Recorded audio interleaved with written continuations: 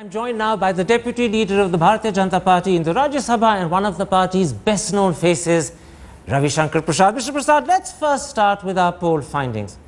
The poll suggests that of the 7 seats in Delhi, your party could get between 5 and 7, which means if you're lucky, you could have a clean sweep. How do you respond to that?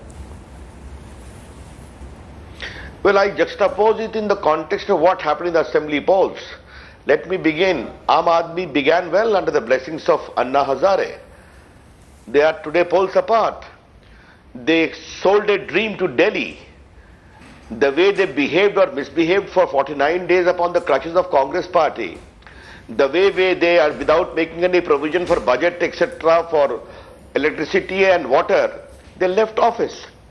The people of Delhi realize that they are not as serious players for governing India.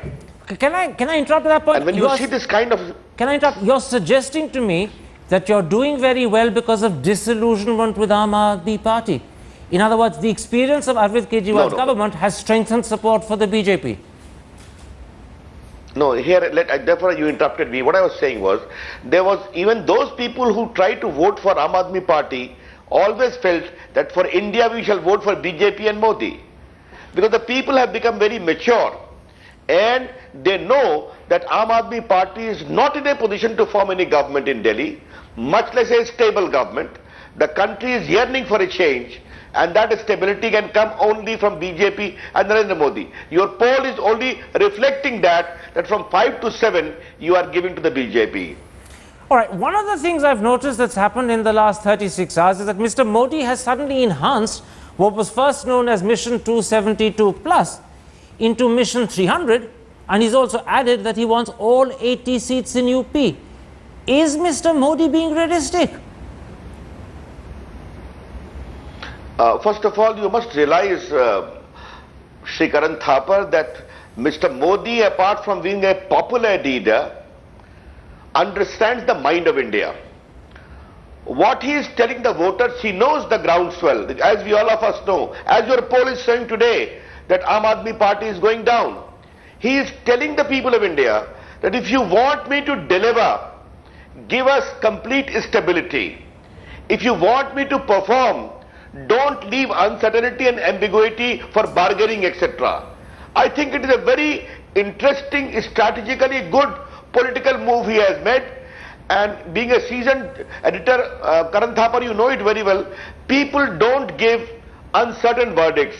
2/3 majority to Shiraz Singh Chauhan, 3/4 to Vasundhara Raje, but just a moment. Comfortable majority an uncertain verdict, if that means a lack of a full majority, has been the case at the national level since 1989.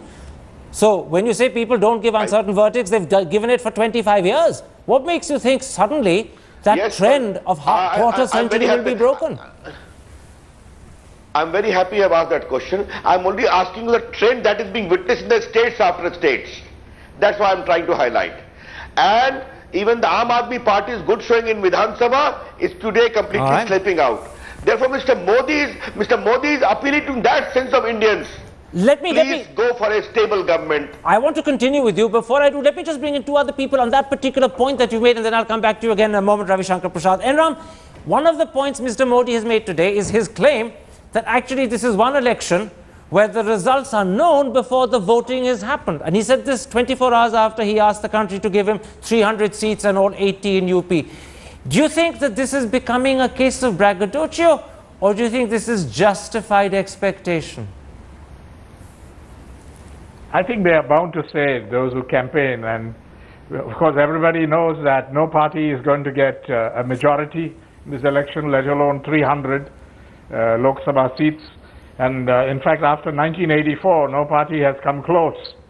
The closest was in 1991 in that split election after Rajiv Gandhi's assassination.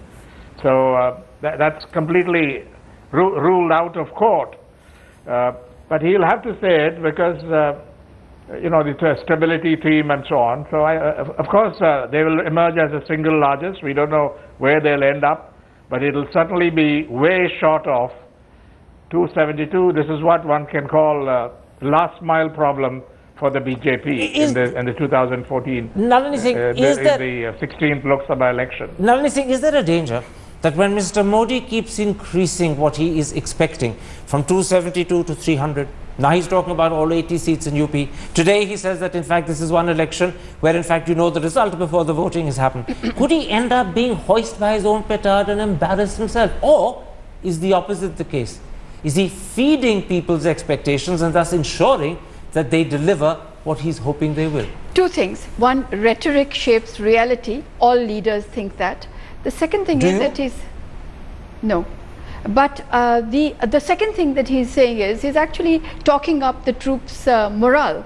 That this is, you know, this is how close we are to it. But I would say that given all this, the actual whether he's going to get 300 or 272 or fewer is going to depend on South India. And I think that if you look at the states which are, you know, Tamil Nadu, Andhra Pradesh, Karnataka to a lesser extent because BJP will do well there, Kerala, etc. I think it's actually there that one should be looking at. Let's bring in Enram. Enram, you're the closest to southern India of all of us. What's your belief about those two critical states, Tamil Nadu, where you are, and Andhra, just next door?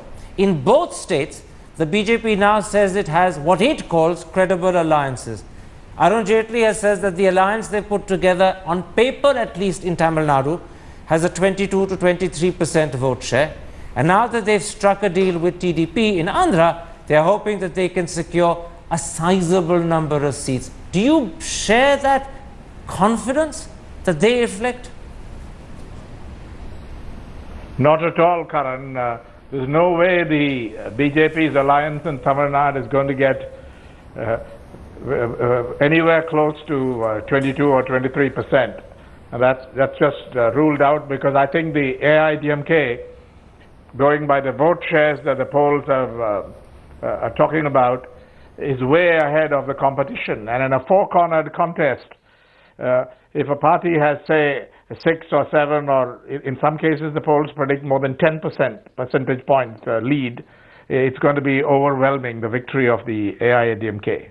Very quickly, Ravi Shankar, how do you defend yourself against that vote of, or that rather note of dismissal that you've heard from Enram, that you're overestimating what you think your alliance is putting together in Tamil Nadu, and perhaps you're overconfident about what your alliance can deliver in Andhra, that the vote shares that you believe you have don't actually exist except perhaps on paper? Mr. Karan Thapar, I am meeting you on the headlines today for the first time today. But I have been appearing on the headlines today opinion poll for the last more than 6 months. The story of BJP began with 160 in the opinion poll. Today, opinion poll on your channel, which you have joined first program today, has brought us close to 205 to 215. This is the journey in 4 to 5 months. If this is the kind of growth which opinion polls are saying, where is the bravado you are talking about if Narendra Modi is saying give us 272 plus? If the people come to a mood of that, it is not impossible apart from discharging the cadre. As far as South India is concerned, you know my regard for Mr. Enram is very much there. I have been in charge of Tamil Nadu myself.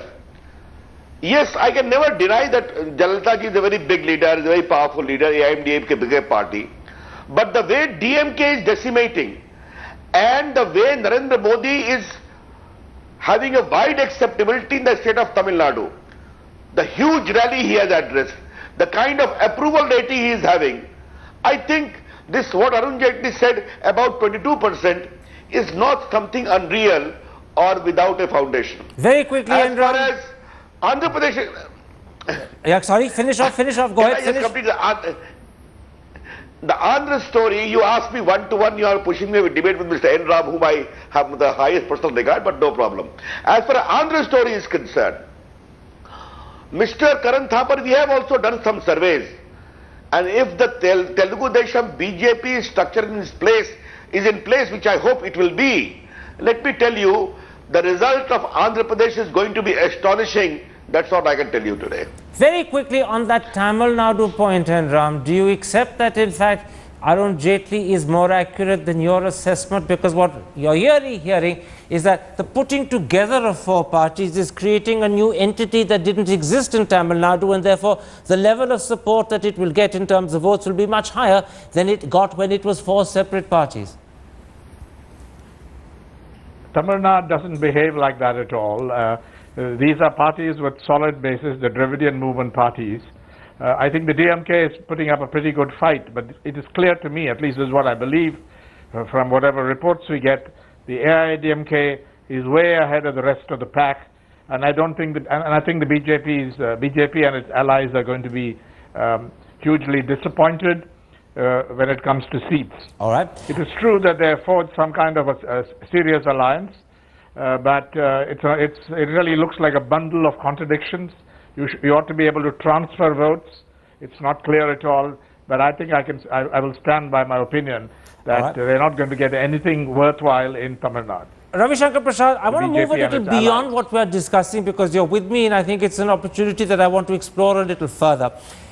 I want to talk about certain problems that the BJP is experiencing at the moment because they could actually become obstacles to achieving not just 272, but perhaps the bigger mission that Mr. Modi is now beginning to articulate. The first is the rhetoric we're hearing from Lal Krishna Advani.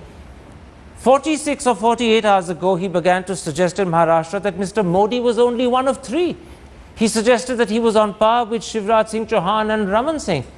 Now, Mr. Modi is your prime ministerial candidate. When suddenly Mr. Advani talks about him as one of three rather than unique and at the front and all alone, people begin to wonder and question, is Mr. Advani saying more than just the words revealed? Is there dissent? Is there a problem? Mr. Karan Thapar, you are referring to a particular news item appearing in a Hindu newspaper only, where the headline is different, the substance is different.